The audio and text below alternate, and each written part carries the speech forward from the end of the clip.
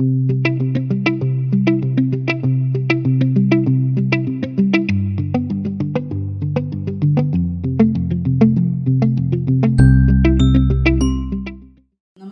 ലേഖാസ് കിച്ചണിലേക്ക് സ്വാഗതം. ഇന്ന് ഞാനിവിടെ തയ്യാറാക്കാൻ പോകുന്നത് തേങ്ങാ മിഠായിയാണ്. വളരെ കുറഞ്ഞ ചേരുവ കൊണ്ട് തന്നെ നമുക്ക് വളരെ പെട്ടെന്ന് തയ്യാറാക്കിയെടുക്കാം. അതിന് എന്തൊക്കെയാണ് വേണ്ടതെന്ന് നമുക്കൊന്ന് നോക്കാം. അതിനുവേണ്ടി ഞാൻ ഇവിടെ ഒരു തേങ്ങയുടെ പകുതി ചിരകി എടുത്തിട്ടുണ്ട്. പിന്നെ 200 ഗ്രാം ശർക്കര പാനി കാച്ചെടുത്തതാണ്. ഇത് 5 ഏലക്കായ, അല്പം നെയ്യ്. തേങ്ങാ മിഠായി തയ്യാറാക്കാൻ വേണ്ടി ഞാനൊരു പാന് അടുപ്പി വെച്ചിട്ടുണ്ട്. അടുപ്പ് കത്തിച്ചിട്ടുണ്ട്. ലോ ഫ്ലെയിമിലാണ്. നമുക്കിനി ഈ ചിരകിയ തേങ്ങ ഈ പാനിലേക്ക് ഇട്ട് കൊടുക്കാം.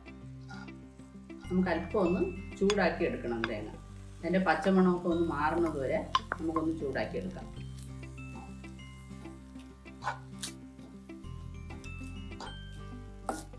ഒരു 5 മിനിറ്റ് ചെറിയ ലോ ഫ്ലെയിമിലിട്ട് നമ്മളൊന്ന് ചൂടാക്കി എടുത്താൽ മതി.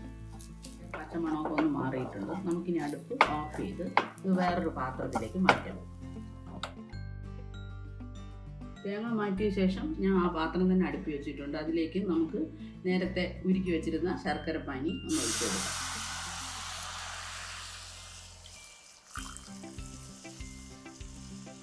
വറുത്ത് വെച്ച തേങ്ങ കൂടെ ചേർത്ത് കൊടുക്കാം.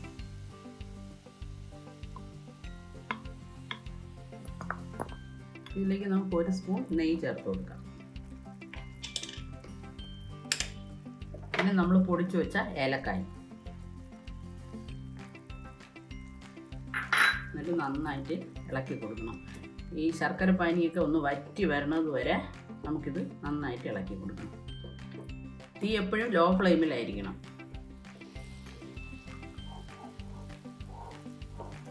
വെള്ളമൊക്കെ ഏകദേശം ഒന്ന് വറ്റി വന്നിട്ടുണ്ട്.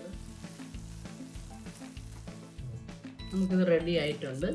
ഇനി ഇത് ചൂട് മാറുന്നതിന് മുമ്പ് നമുക്ക് ഒരു പാത്രത്തിലേക്ക് മാറ്റിയിട്ട് ഇത് അതിലേക്ക് ഒഴിച്ചു കൊടുത്തു. നമുക്കിത് തണുക്കുമ്പോൾ ഇഷ്ടമുള്ള ഷേപ്പിൽ കട്ട് ചെയ്തെടുക്കാം.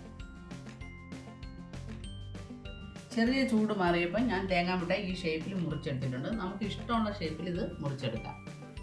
നിങ്ങളെല്ലാവരും ഇതൊന്ന് ട്രൈ ചെയ്ത് നോക്കണം. ഇഷ്ടമായെങ്കിൽ ലൈക്ക് ചെയ്യണം, സബ്സ്ക്രൈബ് ചെയ്യാനും മറക്കരുത്.